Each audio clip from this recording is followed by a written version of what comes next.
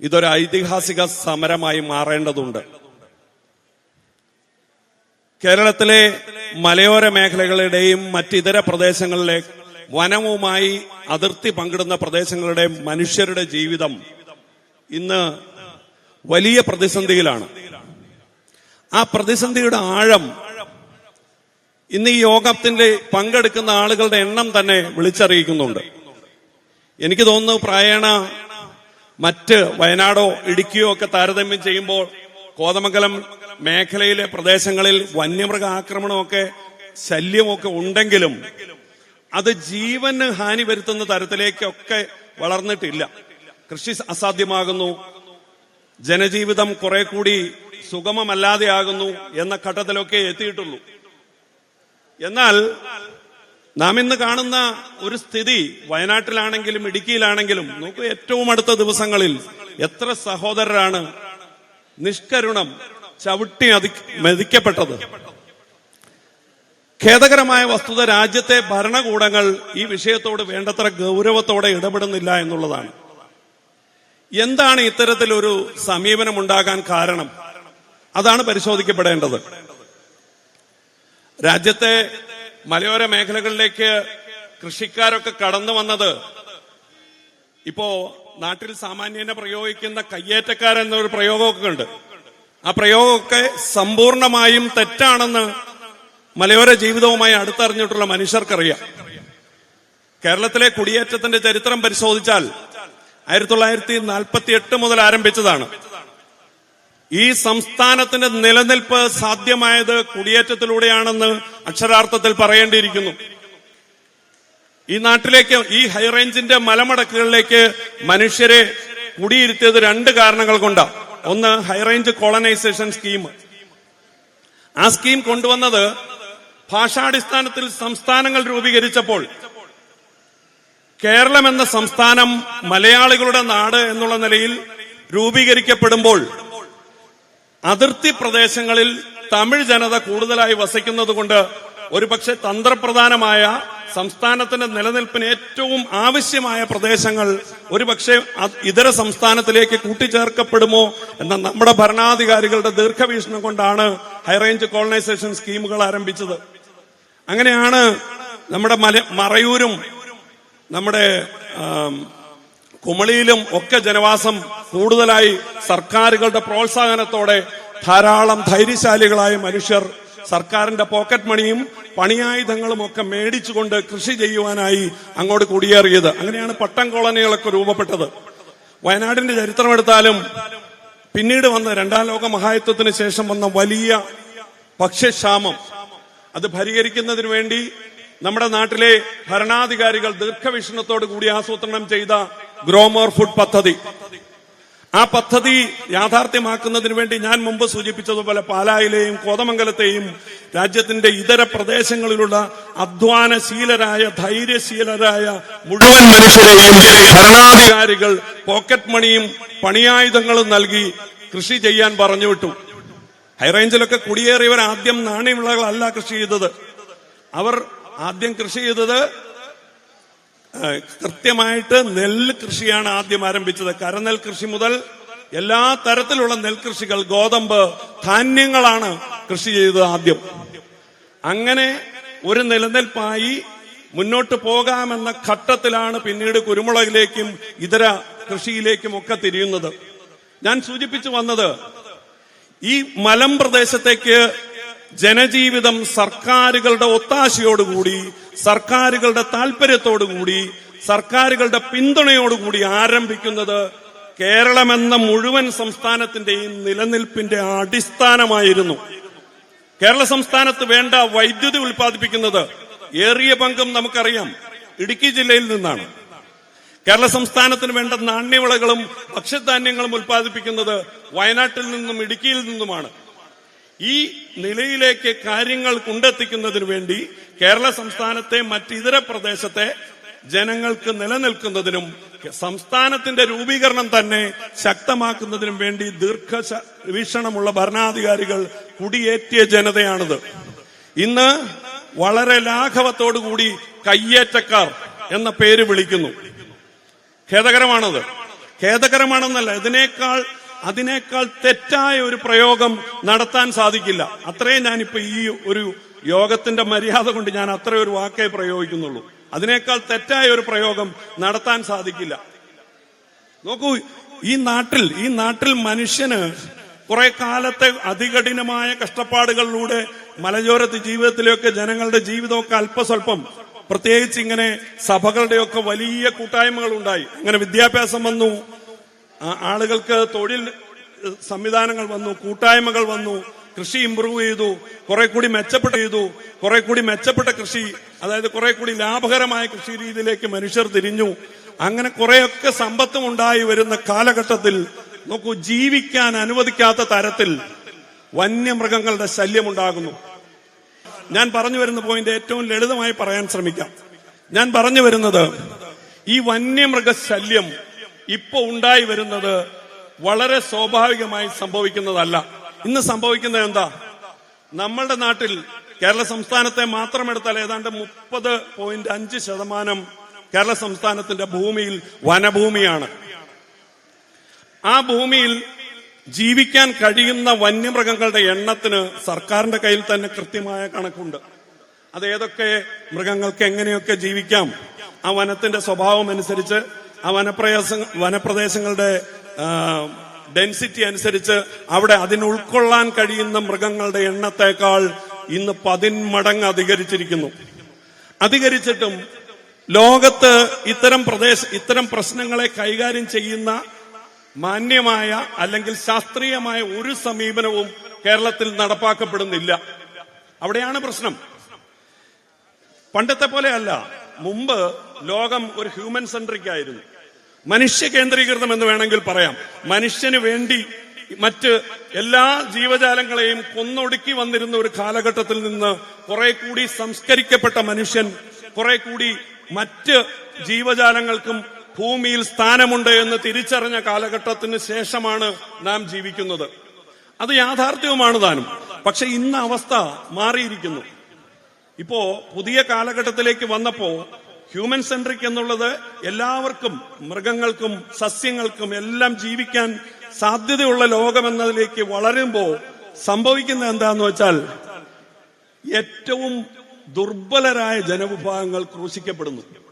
ലോകത്താകെ മൊത്തം കാർബൺ എമിഷനും അതിന്റെ ഫലമായിട്ടുണ്ടാകുന്ന ആഗോളതാപനവും എല്ലാം നമ്മുടെ കൺമുമ്പിലുണ്ട്. സമയക്കുറവുകൊണ്ട് ഞാൻ അതിലേക്ക് കടക്കുന്നില്ല. അതൊരു വലിയ പ്രശ്നമാണ്. ഈ ലോകം ഇന്ന് ഏറ്റവും സീരിയസ് ആയി അഡ്രസ് ചെയ്യേണ്ടതാണ്. പക്ഷേ സാമ്പത്തിക താല്പര്യം, ഇപ്പോ എവിടെയൊക്കെ മനുഷ്യൻ വിദേശങ്ങളിലോ മറ്റ് ഇതര പ്രദേശങ്ങളിലോ അനിയന്ത്രിതമായ ഉപഭോഗത്തിലേക്ക് പോകുന്നു, അവിടെയെല്ലാം ഇത്തരത്തിൽ അവർ ഉപയോഗിക്കുന്ന അല്ലെങ്കിൽ അവർ പുറത്തുവിടുന്ന കാർബണിന്റെ അളവിന് തുല്യമായി ഒരു ഫണ്ട് സ്വരൂപിക്കപ്പെടുന്നു. ആ ഫണ്ട് രാജ്യത്തെമ്പാടും ലോകത്തെമ്പാടുമായി വിനിയോഗിക്കപ്പെടുന്നത് വനവൽക്കരണ പദ്ധതികൾക്കും ഇതര ആ തരത്തിലുള്ള പദ്ധതികൾക്കുമാണ്. ഇതൊരു വലിയ ഫണ്ടായി രൂപപ്പെട്ടിരിക്കുന്നു. സമയക്കുറവുകൊണ്ട് എനിക്ക് അത്രയും ലളിതമായി ഇപ്പൊ അത് പറയാൻ പറ്റൂ. ഈ ഫണ്ട് വികസ്വര രാജ്യങ്ങളുടെ വലിയ ഒരു ടാർഗറ്റായി മാറിയിരിക്കുന്നു. ഇന്ത്യ രാജ്യത്തിന്റെ കണക്കെടുത്താൽ നിങ്ങളുടെ കയ്യിൽ ഇപ്പോ എല്ലാവരുടെയും കയ്യിൽ ഗൂഗിൾ സെർച്ചിന് സംവിധാനങ്ങൾ എല്ലാവരുടെയും കൈവശം തന്നെയുണ്ട്. ഗ്രീൻ ഇന്ത്യ മിഷൻ എന്ന് നിങ്ങളൊന്ന് സെർച്ച് ചെയ്യൂ. 46,000 കോടി രൂപയുടെ പ്രോജക്റ്റാണത്. 15 ലക്ഷം ഏക്കർ സ്ഥലം 15 വർഷത്തിനുള്ളിൽ പുതിയതായി വനവൽക്കരണ പദ്ധതികൾ നടത്തണം. നോക്കൂ, ഇങ്ങനെ അത്തരം പദ്ധതികൾ വരുമ്പോൾ ആ പദ്ധതികളുടെ നടത്തിപ്പ് ലളിതമല്ല എന്ന് ഭരണകൂടങ്ങൾക്കറിയാം. അതിന്റെ ഭാഗമായിട്ട് കൂടിയാണ് ഇത്തരത്തിൽ വന്യമൃഗങ്ങൾ ക്യാരിയിങ് കപ്പാസിറ്റിക്ക് പുറത്തേക്ക് വളർന്നിട്ടും അതിനെ നിയന്ത്രിക്കുന്നതിനുള്ള ശാസ്ത്രീയ മാർഗങ്ങൾ സ്വീകരിക്കാതെ വരുന്നത്. നോക്കൂ, ഇങ്ങനെ ഇത് ഒരു ഇന്ത്യയിലെ മാത്രം ഒരു പ്രശ്നമാണോ? ഇല്ല. ലോകത്തെമ്പാടും ഏത് സ്പീഷീസിനാണോ വംശനാശം വരുന്നത് ആ സ്പീഷീസിനെ സംരക്ഷിക്കാൻ ഇന്ന് സംവിധാനങ്ങളുണ്ട്. എന്നാൽ കേരളത്തിൽ അത്തരത്തിൽ എന്തെങ്കിലും പ്രശ്നം ഉണ്ടായിട്ടാണോ ആനയ്ക്ക് കൂടുതൽ സംരക്ഷണം എന്നൊക്കെ പറഞ്ഞ ആളുകൾ വരുന്നത്? നമ്മുടെ വനംവകുപ്പ് തന്നെ പുറത്തുവിടുന്ന കണക്കനുസരിച്ച്, അല്ലെങ്കിൽ ഇന്ത്യ ഗവൺമെന്റ് പുറത്തുവിടുന്ന കണക്കനുസരിച്ച് ഏഷ്യൻ എലിഫന്റ്സിന്റെ ആകെ എണ്ണം 45,000 ആകെ എണ്ണം. അതിൽ 30,000 ഏഷ്യൻ എലിഫന്റ്സ് ഇന്ത്യയിലാണ്. നോക്കൂ, അതിൽ 15,000 എണ്ണം ഈ 3 ദക്ഷിണ ഇന്ത്യൻ സംസ്ഥാനങ്ങളിലാണ്, തമിഴ്നാട്ടിലും കർണാടകയിലും കേരളത്തിലും. അതിൽ 6,000 ചില്ലാൻ ആനകൾ കേരളത്തിലാണ്, 6,000 ചില്ലാൻ ആനകൾ കർണാടകയിലാണ്, 3,000-ന് മുകളിൽ ആനകൾ തമിഴ്നാട്ടിലുണ്ട്. ഇതൊക്കെ ഭൂമിയുടെ വിസ്തൃതിയുടെ അടിസ്ഥാനത്തിൽ, അല്ലെ വനവിസ്തൃതിയുടെ അടിസ്ഥാനത്തിൽ കണക്ക് കൂട്ടിയാൽ ഈ 3 ദക്ഷിണേഷ്യൻ സംസ്ഥാനങ്ങൾക്ക് താങ്ങാൻ പറ്റാത്തതിലധികം ആനകളുടെ എണ്ണം വർദ്ധിച്ചിരിക്കുന്നു. ഇതാണ് പ്രധാന കാരണം. ഇനി ഓരോ മൃഗങ്ങളുടെയും കണക്കെടുത്ത് പറയാൻ സമയക്കുറവ് എന്നെ അനുവദിക്കുന്നില്ല. എങ്കിലും ഞാൻ സൂചിപ്പിക്കാം. ഇപ്പൊ ഏറ്റവും പ്രധാനപ്പെട്ടത് പുലിയും കടുവയുമാണ്. ഏറ്റവും ഒടുവിൽ നാം നേരിട്ട് കണ്ടു ഒരു മനുഷ്യൻ ശരീരത്തിനെ ഒരു കടുവ കടിച്ചു കീറി. അതിനപ്പുറം ഞാൻ വിശദീകരിക്കുന്നില്ല, അത് ഒന്നും മിച്ചമുണ്ടായിരുന്നില്ലെന്നാ അതിനപ്പുറം പറയാൻ പറ്റുന്നില്ല. ആ രൂപത്തിലേക്ക് മാറിയിരിക്കുന്നു. എന്നിട്ടും വനം വകുപ്പ് ഇപ്പൊ കള്ളക്കണക്കുകളുടെ പുറകെ പോകുന്നു. വയനാട്ടിൽ അവർ പ്രസിദ്ധീകരിച്ച കണക്കിൽ ഇപ്പൊ ആകെ കടുവകളുടെ എണ്ണം അവിടെ കുറഞ്ഞിരിക്കുന്നു എന്നാ പറഞ്ഞത്. 78 കടുവയായെന്ന് പറഞ്ഞേ. 2017 അവർ പ്രസിദ്ധീകരിച്ച കണക്കിൽ 183 കടുവയുള്ളപ്പോ ഇപ്പൊ അവരത് 78 കുറയ്ക്കുന്നു. എന്നാൽ ഏറ്റവും ഒടുവിൽ ഒരു സ്വതന്ത്ര സംഘടന ഇപ്പോ വനം വകുപ്പ് തന്നെ കൈവശം വെച്ചിരിക്കുന്ന ഒരു കണക്ക് പരസ്യപ്പെടുത്തിയിട്ടുണ്ട്. ഓരോ കടുവയ്ക്കും അതിന്റെ സ്ട്രൈപ്സ് വെച്ചിട്ട്, അതിന്റെ ഫോട്ടോ വെച്ചിട്ട് ഓരോന്നിനെയും തിരിച്ചറിയാൻ ശാസ്ത്രീയ മാർഗങ്ങളുണ്ട്.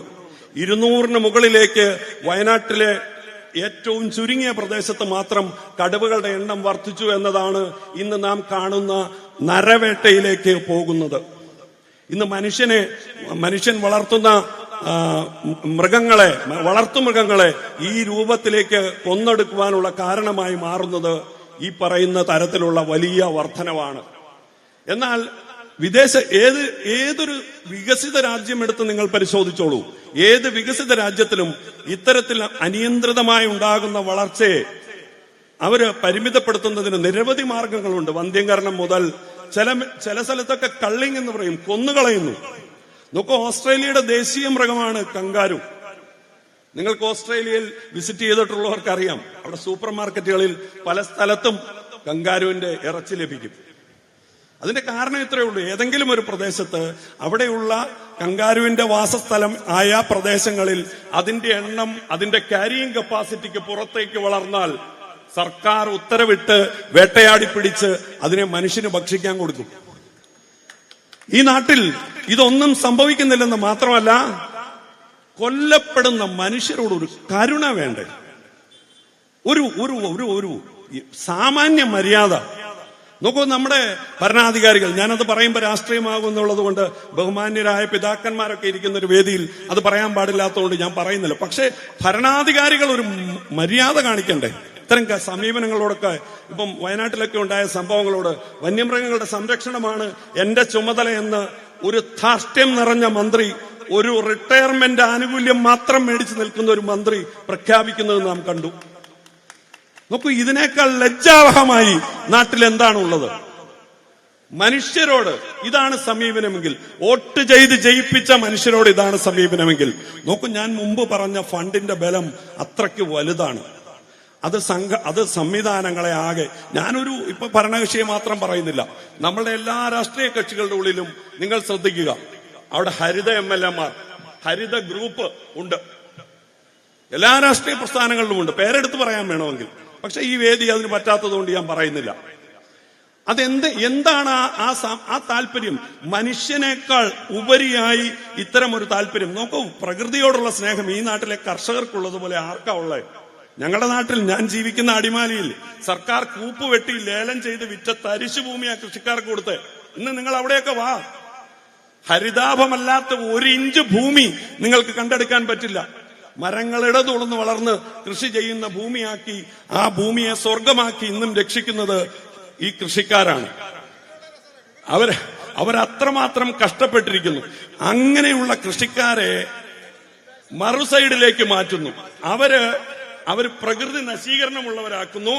ഇത്തരത്തിൽ AC റൂമുകളിൽ നിന്ന് ചർച്ച ചെയ്ത് കാർബൺ ഫണ്ട് പറ്റുന്നവൻ പ്രകൃതി സംരക്ഷകരുമാകുന്നു എന്ന ദുരന്തത്തിനാണ്. അത്തരത്തിൽ ഒന്നും കൂടി പറയണം, നമ്മളിപ്പോ ഒരു DFO ഓഫീസിന്റെ മുമ്പിലാ. ഈ വകുപ്പ് ഈ വകുപ്പ് പിന്നാമ്പറ കളികളിലൂടെ ഇത്തരം കോടിക്കണക്കിന് രൂപ ഓഡിറ്റ് ഇല്ലാതെ കൈകാര്യം ചെയ്യുന്നു. അതിന്റെ ദൂഷ്യഫലങ്ങളാണ് ഇന്ന് ഈ ജനത അനുഭവിക്കുന്നത്. നോക്കൂ, നമ്മുടെ രാജ്യമുണ്ടായപ്പോ ഇങ്ങനെയൊന്നും ആയിരുന്നില്ല. ഈ രാജ്യത്തിന്റെ ഇതൊരു ക്ഷേമരാഷ്ട്രമാണെന്നാണ് സങ്കല്പം. ഇതൊരു ക്ഷേമരാഷ്ട്രമാണെന്നാണ് സങ്കല്പം. മഹാത്മജി ആണ് അദ്ദേഹത്തിന്റെ നേതൃത്വത്തിൽ സമരം ചെയ്ത് നാം നേടിയെടുത്ത സ്വാതന്ത്ര്യം ഇന്ന് ഈ നാട്ടിലെ ജനങ്ങൾക്ക് നിഷേധിക്കപ്പെടുന്നു. ഗാന്ധിജിയോട് ഞാൻ സാന്ദർഭികമായ ഒറ്റ കാര്യം സൂചിപ്പിച്ച്, സ്വാതന്ത്ര്യാനന്തര ഇന്ത്യക്ക് സ്വാതന്ത്ര്യം ലഭിച്ച് പുതിയ ഗവൺമെന്റിലേക്കുള്ള ചർച്ചകളൊക്കെ നടക്കുമ്പോൾ വിദേശ മാധ്യമങ്ങളൊക്കെ കൂടി അദ്ദേഹത്തോട് ചോദിച്ചു, എന്താണ് ഈ സ്വാതന്ത്ര്യത്തിന്റെ ഒരു താല്പര്യം, അല്ലെങ്കിൽ എന്താണ് ഇതിന്റെ ആത്യന്തിക ലക്ഷ്യം? മറുപടി പറയാൻ ഗാന്ധിജിക്ക് ഒട്ടും ആലോചിക്കേണ്ടി വന്നിട്ടില്ല. ഒറ്റ വാക്കിൽ, ഒരു വാചകത്തിൽ അദ്ദേഹം മറുപടി പറഞ്ഞു, it will wipe out tears from the ice of common man. ഒറ്റ വാചകം. അത് ഈ സ്വാതന്ത്ര്യം സാധാരണക്കാരായ മനുഷ്യരുടെ കണ്ണിൽ നിന്ന് അവരുടെ കണ്ണുനീരൊപ്പിക്കളയും. ആ സങ്കല്പത്തിൽ വന്നതാണ്. വീണ്ടും പത്രക്കാർ ചോദിച്ചു, ഇപ്പൊ അധികാരത്തിൽ വരുന്ന അധികാരികളോട് എന്താണ് ഉപദേശം നൽകാനുള്ളത്? അവരെങ്ങനെയായിരിക്കണം പദ്ധതികൾ രൂപീകരിക്കേണ്ടത്? അദ്ദേഹത്തിന് മറുപടി പറയാൻ വീണ്ടും ചിന്തിക്കേണ്ടി വന്നില്ല. അദ്ദേഹം ലളിതമായി പറഞ്ഞു, അവസാനത്തെ മനുഷ്യനെയും കാണണം. ഇപ്പൊ നിങ്ങൾ ഉണ്ടാക്കുന്ന ഈ പദ്ധതി ഈ രാജ്യത്തെ ഏറ്റവും ദരിദ്രനാരായണന്മാരായ അവസാനത്തെ മനുഷ്യനെയും തൊടുമെങ്കിൽ ആ പദ്ധതി ശരിയാണ്. അങ്ങനെ വന്ന രാജ്യമാണ്. അത് എവിടെ എത്തി നിൽക്കുന്നു? മണ്ണിൽ പണിയെടുക്കുന്ന, നാട്ടിൽ സാമ്പത്തിക ലാഭത്തിനു വേണ്ടി നാണ്യവിളകൾ ഉൽപ്പാദിപ്പിക്കുന്ന ഒരു രാജ്യത്തിന്റെ നിലനിൽപ്പിനെ അടിസ്ഥാന ശിലയായി വർത്തിക്കുന്ന കർഷകരെ ഇന്ന് ഏറ്റവും ശത്രുപക്ഷത്തും സാമ്പത്തിക താല്പര്യം മുൻനിർത്തി അവരുടെ താല്പര്യങ്ങൾ സംരക്ഷിക്കാത്തതുമായിരിക്കുന്നു. ഇതിന് ഞാൻ അവസാനിപ്പിക്കുകയാണ്. എനിക്ക് അനുവദിക്കപ്പെട്ട സമയം അവസാനിക്കുകയാണ്. ഞാൻ ഇപ്പൊ ഈ ഞങ്ങളുടെ നാട്ടിൽ പോലും ഞങ്ങൾ വ്യാപാരി വ്യവസായികൾ, ഞങ്ങളെ സംബന്ധിച്ച് വ്യാപാരികൾ എന്ന് പറയുമ്പോൾ ഞങ്ങളുടെ യജമാനന്മാർ ആ നാട്ടിലെ ജനങ്ങളാണ്. ഏത് പ്രദേശത്താണെങ്കിലും ആ നാട്ടിലെ ജനങ്ങളുടെ കയ്യിൽ സാമ്പത്തികവും അവർക്ക് ക്രയവിക്രയ സ്വാതന്ത്ര്യവും അവർക്ക് ജീവിക്കാനുള്ള സ്വാതന്ത്ര്യവും ഉണ്ടെങ്കിലേ എവിടെയും ഞങ്ങൾക്ക് വ്യാപാരവുമുള്ളൂ. അതുകൊണ്ട് ഞങ്ങൾ ഇത്തരം പ്രശ്നങ്ങളിൽ ഗൗരവമായി ഇടുക്കി ജില്ലയിൽ ഇടപെടാൻ ശ്രമിച്ചിട്ടുണ്ട്. വയനാട്ടിലും ഇതൊക്കെ തന്നെയാണ് സംഭവിക്കുന്നത്. ഇതര കർഷക സംഘടനയോടൊപ്പം എല്ലാം ഞങ്ങൾ പോരടിക്കുന്നുണ്ട്. പക്ഷേ ഒരിടത്തും കാണാത്തതുപോലെ ഏറ്റവും ഭംഗിയായ രീതിയിൽ കോതമംഗലം രൂപത മടത്തിക്കണ്ട പിതാവിന്റെ നേതൃത്വത്തിൽ ഇത്തരം ഒരു വലിയ സമ്മേളനം, ഒരു പ്രതിഷേധത്തിന്റെ ഒരു ജ്വാല ഉയർത്തിയതിന് ഉള്ള അഭിനന്ദനങ്ങൾ ഹൃദയത്തിന്റെ ഭാഷയിൽ അറിയിച്ചുകൊണ്ട് എന്നെ കേട്ട നിങ്ങളേവരെയും എനിക്ക് പറയാൻ സമയക്കുറവുണ്ട്. ഒരു ഒറ്റ കാര്യം മനസ്സിലാക്കിയാൽ മതി. ഇത് വയനാട്ടിൽ ഒരാളെ ആന ചവിട്ടിക്കൊല്ലുമ്പോ, അല്ലെങ്കിൽ ഇന്നലെ മിനിഞ്ഞാന്ന് മൂന്നാറിൽ ഒരാളെ ആന ചവിട്ടിക്കൊല്ലുമ്പോ ഇത് ഒറ്റപ്പെട്ട പ്രശ്നമല്ല. എവിടെ ആന ചവിട്ടിയാലും, എവിടെ പുലി പിടിച്ചാലും, എവിടെ കടുവ പിടിച്ചാലും, എവിടെ കുരങ്ങിറങ്ങി കൃഷി സാധ്യമാക്കിയാലും, കാട്ടുപന്നി വളർന്നാലും എല്ലാം സംഭവിക്കുന്നത് ഒറ്റ അജണ്ടയുടെ ഭാഗമായിട്ടുള്ള സംഭവങ്ങളാണെന്ന് നാം തിരിച്ചറിയണം. ഇതര പ്രദേശത്തുള്ള ആ മനുഷ്യരോട് നാം ഹൃദയം കൊണ്ടും നമ്മുടെ പ്രവൃത്തികൾ കൊണ്ടും ഐക്യപ്പെടണം. അങ്ങനെ ഐക്യപ്പെട്ട് നമ്മളുടെ ശബ്ദം ഒറ്റ ശബ്ദമായി ഉയരുന്ന ഘട്ടത്തിലേ നമുക്കിതിനൊക്കെ ശാശ്വത പരിഹാരം ഉണ്ടാക്കാൻ സാധിക്കൂ. അതിന് ഇന്ന് പങ്കെടുത്ത മുഴുവൻ മനുഷ്യരെയും, മുഴുവൻ മനുഷ്യ സ്നേഹികളെയും ഹൃദയത്തിന്റെ ഭാഷയിൽ അഭിവാദ്യം ചെയ്തുകൊണ്ട് ഈ യോഗത്തിന് എല്ലാ ആശംസകളും നേർന്നുകൊണ്ട് ഇതൊരു താക്കീതായി കണ്ട് ഇതിന് പരിഹാര നടപടികൾ ആരംഭിക്കണമെന്ന് ഗവൺമെന്റിനോട് അഭ്യർത്ഥിച്ചുകൊണ്ട് ഞാൻ എന്റെ വാക്കുകൾ അവസാനിപ്പിക്കുന്നു. ജയ് ഹിന്ദ്.